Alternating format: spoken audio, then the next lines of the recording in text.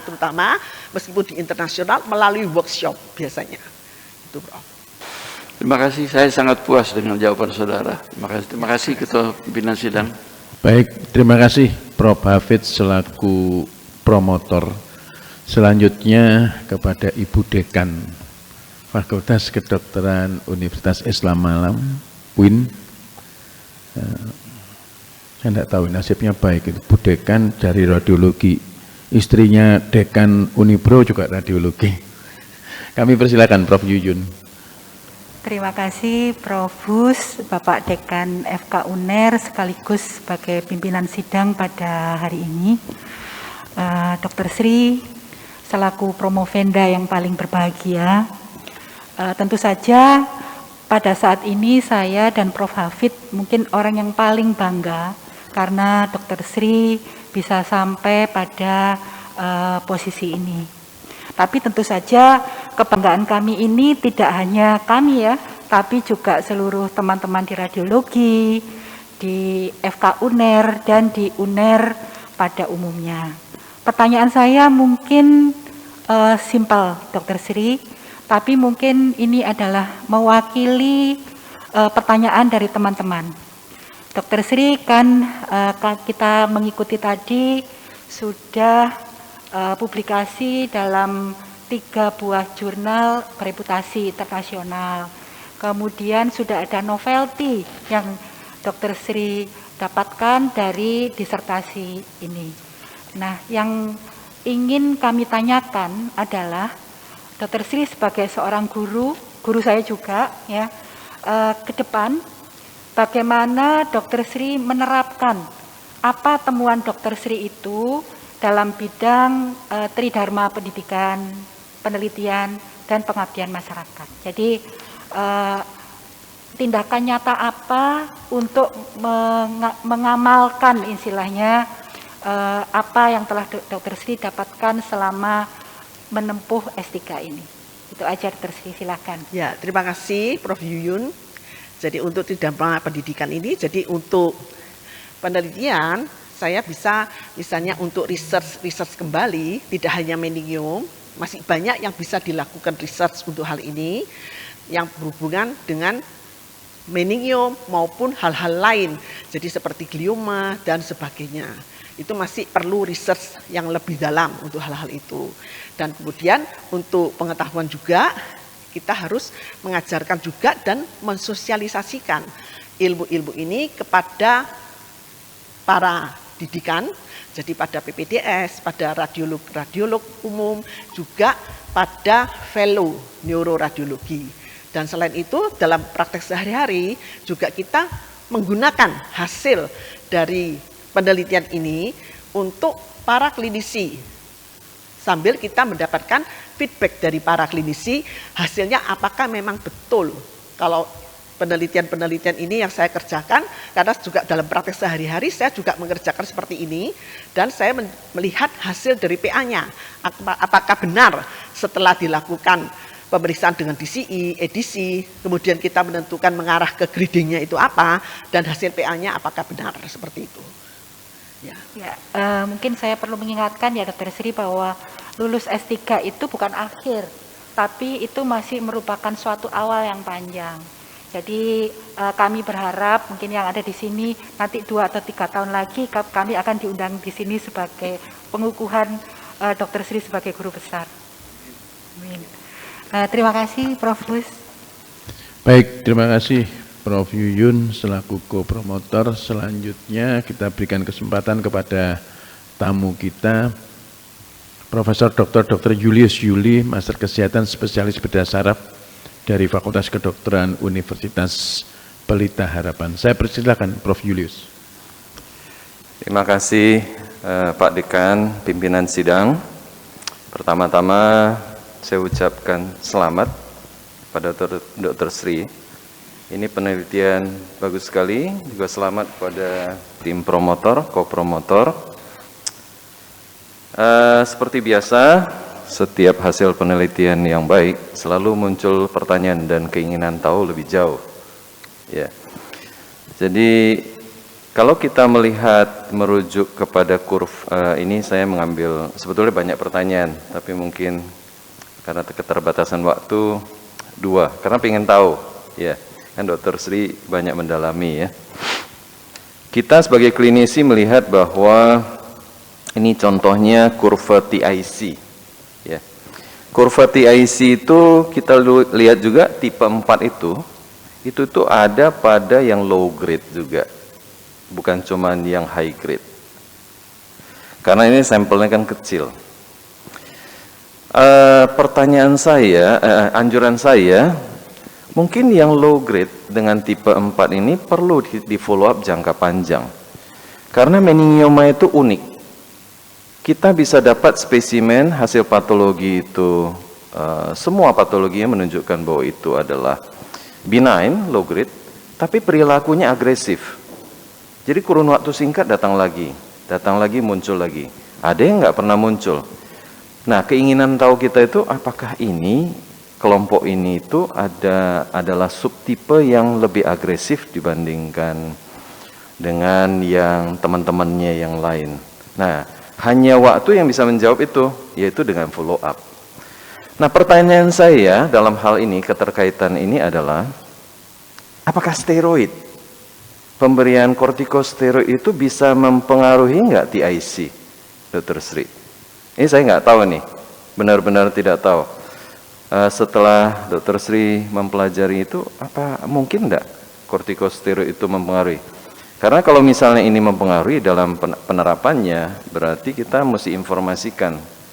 Karena kalau di lapangan, begitu dilihat ada sesuatu yang edem, buru-buru semua akan kasih steroid. Kalau itu bisa mempengaruhi hasil. Makasih, itu pertanyaan pertama. Ya, terima kasih Prof. Julius. Jadi penggunaan kortikosteroid itu sebetulnya kalau saya sendiri tidak pernah mengevaluasi untuk hal-hal seperti ini. Tapi kalau kita melihat untuk kortikosteroid itu kan menurunkan seperti edematusnya menurun. Jadi hipervaskularitasnya kemungkinan bisa menurun misalnya. Nah, terus kemudian apakah ini kelihatannya kita harus melakukan research untuk hal ini. Nah, jadi apakah dengan pemberian kortikosteroid pada pasien yang meningioma, yang tadinya misalnya dia termasuk low grade meningiom, WHO grade 1, namun TIC-nya kok tipe 4. Berarti tipe 4 itu kan menunjukkan bahwa dia di extracellular space, itu tempatnya itu penuh, padat. Sehingga kontras itu waktu keluar ke extracellular space, dia langsung kembali lagi masuk ke intravascular space. Sehingga kurvanya itu wash in-nya sangat cepat dan wash out-nya cepat. Berarti kan dia menunjukkan bahwa tumor ini high cellularity dan mungkin hipervaskular karena dia cepat naiknya. Nah, terus kemudian kalau diberi kortikosteroid mungkin dia bisa mengurangi edematusnya, mengurangi vaskularisasinya. Nah, kita tidak tahu hal itu. Nah, mungkin harus penelitian, Prof. Julius. Mungkin nanti TIC-nya bisa berubah setelah pemberian kortikosteroid. Nah, itu nanti kita research. Makasih. Saya kira itu mungkin bisa jadi ide untuk penelitian selanjutnya nanti. Pertanyaan saya yang kedua, ini keterkaitan kalau kita lihat kasusnya 33. Banyak dari kasus ini yang justru itu atypical dan high grade itu konveksitas dia. Di permukaan nih, tumor-tumor permukaan, bukan. Kalau dia high grade pada skalbis, artinya pada dasar tengkorak, justru perilakunya itu sedikit lebih baik daripada teman-temannya kalau yang di permukaan. Itu pengertian secara neuroonkologi secara internasional. Nah, lalu WHO klasifikasi itu ada perubahan sedikit dari tahun 2000 ke tahun 2007-2016, yaitu memasukkan infiltrasi ke otak. Jadi kalau ada gambaran infiltrasi itu langsung atypical atau high grade lah, kira-kira begitu. Nah, ini kita klinisi ini pengen tahu nih, kita kan berkepentingan. Bisa nggak sih secara radiologi yang setelah Dr. Sri pelajari ini memberitahukan kita sedikit informasi, oh ini dengan pemeriksaan MRI harusnya kita bisa tahu bahwa ini ada infiltrasi ke otak. Terima kasih. Ya, terima kasih Prof. Julius. Jadi kalau kita dari MRI konvensional, kita melihat bahwa meningioma itu termasuk ekstraaksial tumor. Mestinya dia mempunyai cerebrospinal fluid cleft yang jelas. Kalau kita tidak melihat cerebrospinal fluid cleft yang jelas, kita harus mencurigai apakah dia sudah menempel pada daerah arachnoid mater atau sudah infiltrasi ke brain parenchyma. Dan kita tahu bahwa meningium itu tidak tergantung kalau dia perifocal edema luas itu pasti malignan, belum tentu ya, karena ini masih berpengaruh dengan hormonal juga pada meningium. Nah, sekarang untuk konvensional MRI itu kita kadang sulit untuk melihat apakah tumor ini sudah infiltrasi ke brain parenchyma atau tidak. Nah, untuk melihat infiltrasi itu sebetulnya ada teknik, yaitu dengan menggunakan DTI, diffusion tensor imaging. Kita tidak melihat traktografinya, karena sulit untuk melihat traktografi itu destruksi atau itu indentasi atau dia edematus, itu tidak mudah lihat di meningium. Tapi kita melihat fractional anisotropy yang kita evaluasi dengan mean diffusivity-nya. Pada daerah yang infiltrasi ke brain parenchyma, dia akan menunjukkan di area itu meningkat pada fractional anisotropinya. Jadi berbeda dengan meningioma yang tidak infiltrasi ke brain parenchyma. Itu saya juga masukkan di publikasi saya yang pertama. Itu ada tentang DTI dengan fractional anisotropinya, saya masukkan di case-nya. Ya. Tapi masih harus di research lagi, Prof. Julius, ya, karena kan ini masih tidak banyak dikerjakan. Cuma saya melihat pada pasien yang malignan meningium, oh ternyata infiltrasinya itu kelihatan bahwa fractional anisotropinya itu tinggi di daerah tersebut. Itu, Prof. Terima kasih, saya sangat puas dengan jawabannya. Terima kasih. Baik, terima kasih kembali Prof. Julius. Selanjutnya Associate Professor kalau ini. Dr. Asra Al-Fauzi, Sarjana Ekonomi, Master Manajemen, Dokter Spesialis Bedah. Secara panjang sudah gelarnya, tidak usah saya baca semuanya. Ya, saya persilakan Dr. Asra. Ya. Baik, terima kasih Profesor Budi Santoso selaku dekan dan pimpinan sidang kali ini. Juga sebelumnya selamat Dr. Sri Andriani. Dr. Sri Andriani ini mentor sekaligus teman diskusi, ya, karena Dr. Sri Andriani ini selain teman diskusi di FK dan Rumah Sakit Dr. Sutomo juga di Rumah Sakit swasta, Prof. Jadi saya sering banyak berdiskusi, ya. Dan perlu saya sampaikan juga bahwa kita cukup berbangga di FK UNER bahwa Dr. Sri ini salah satu expert yang menonjol di bidang neuroradiologi di Indonesia, Prof. Jadi sering kami juga selaku klinisi spesialis bedah saraf sering meminta semacam second opinion kadang-kadang kalau kasus-kasus sulit kepada beliau. Dan itu ditunjukkan dengan apa yang beliau kerjakan kali ini, karena kepakaran beliau itu sehingga sering beliau juga sering diskusi dengan kita, ya, spesialis bedah saraf. Akhirnya tercetus ide penelitian ini, ya, Dr. Sri Andriani. Di PPDS banyak penelitian seperti ini, akhirnya ada novelty seperti ini. Saya ada 2 pertanyaan, Dr. Sri, ya. Jadi kalau di kesimpulan Dr. Sri Andriani itu di sini dikatakan bahwa ADC dan DCE itu adalah potensial prediktor, kan, ya, untuk membedakan high grade meningioma dan low grade meningioma. Saya tidak tahu kenapa Dr. Sri Andriani memilih kata potensial prediktor ini, ya. Karena ya kadang-kadang kita harus berani menunjukkan hasil penelitian kita. Apakah memang hanya potensial? Apakah memang sudah terbukti? Kalau Dr. Sri yakin bahwa ini memang prediktor kuat, ya.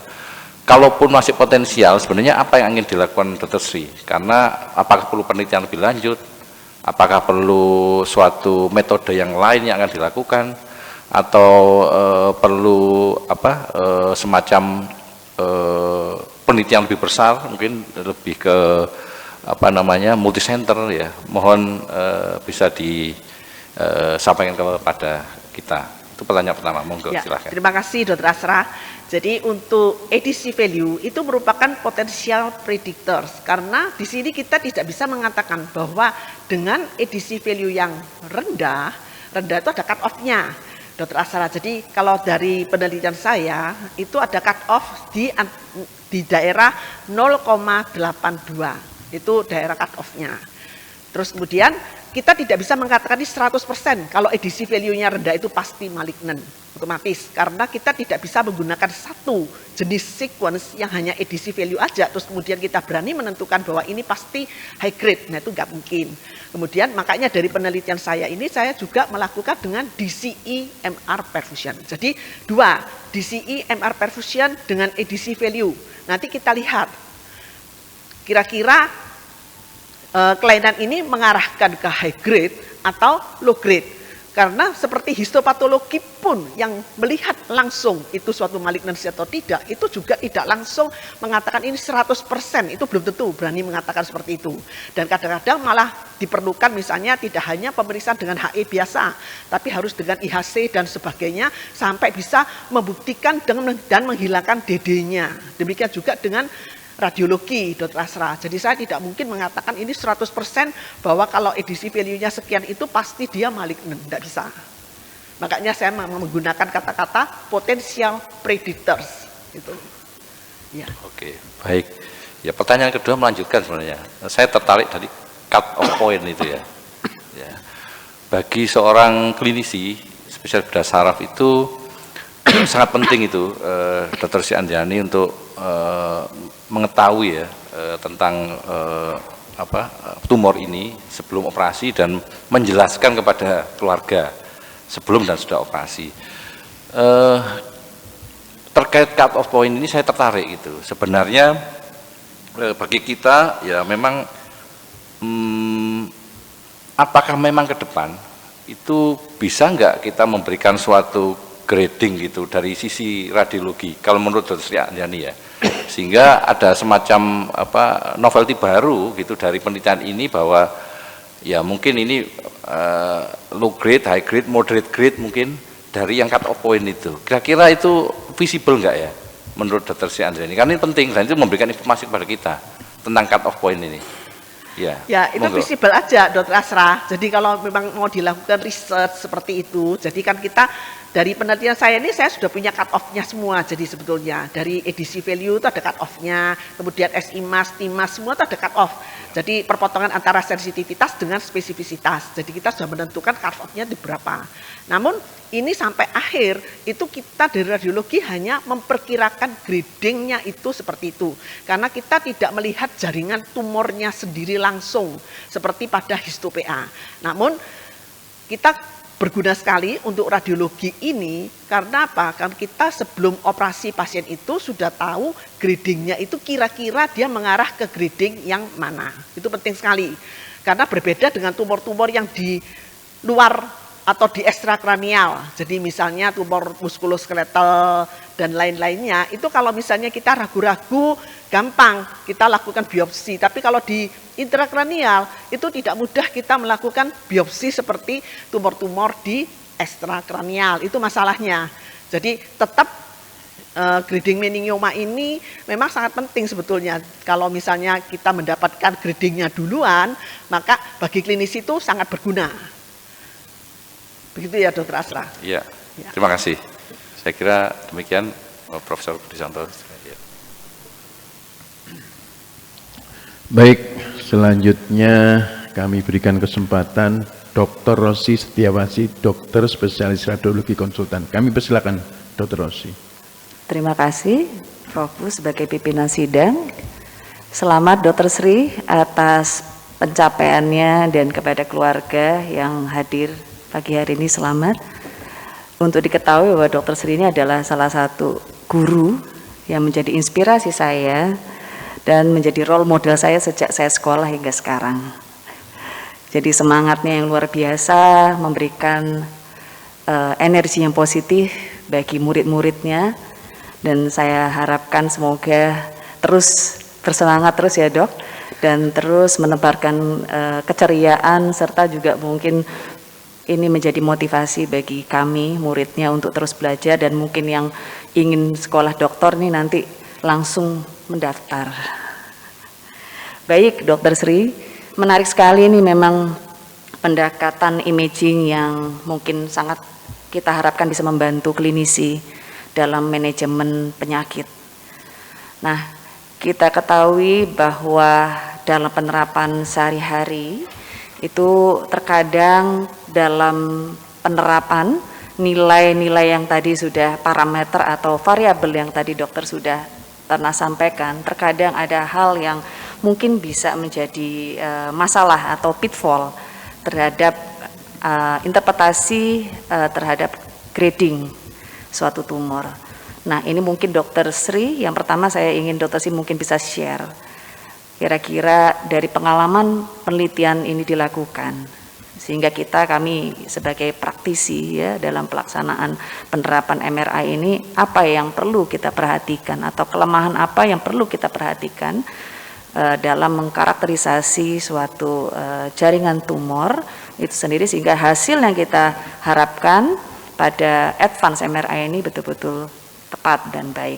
Itu yang pertama, Dokter Sri. Ya. Yang kedua, kita tahu bahwa pada kedepannya kita akan masuk pada, mungkin sekarang sudah masuk pada personalized terapi, di mana saya kira MRI mempunyai peran besar untuk mengetahui respon terapi dengan mendeteksi adanya karakterisasi molekuler yang ada di dalam sel tumor itu sendiri. Nah, pada pemeriksaan advance ini biasanya kita ini kan menghindari nekrosis.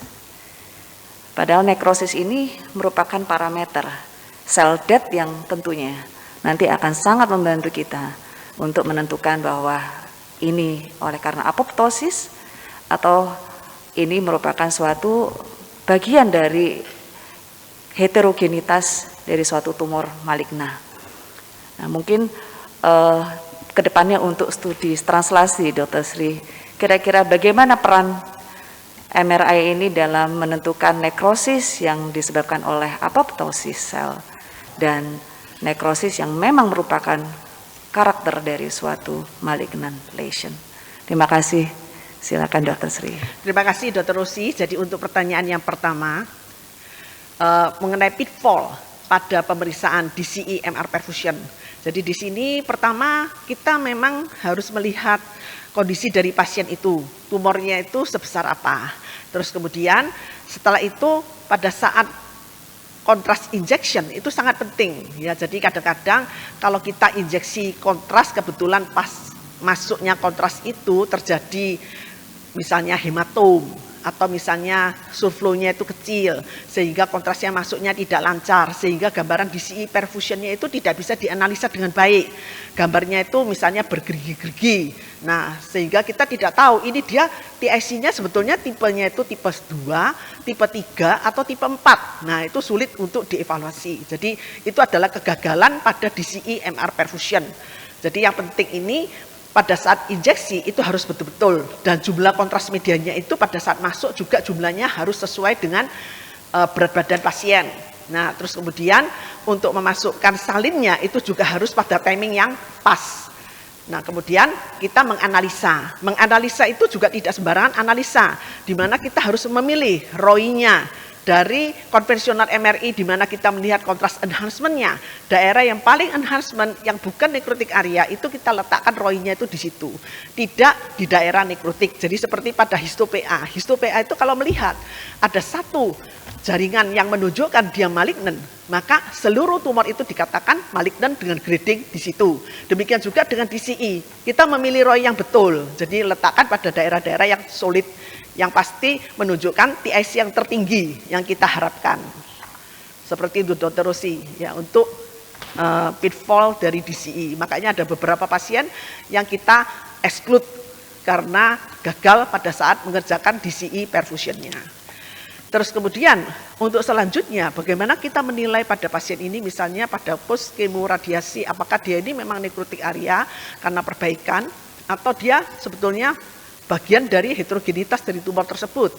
Nah, kita melihat, kita tahu pada malignan, misalnya high grade meningiom, dia menunjukkan TIC tipe 4 dengan wash in dan wash out yang cepat. Jadi dia mencapai puncak cepat, kemudian wash out-nya dia langsung turun dengan cepat. Nah, pada saat terapi, misalnya kalau kita mengerjakan terapi dengan anti-angiogenik, itu yang paling bagus yang dilihat pada DCE perfusion. Di mana pada saat post terapi, maka kita akan melihat time intensity curve ini berubah.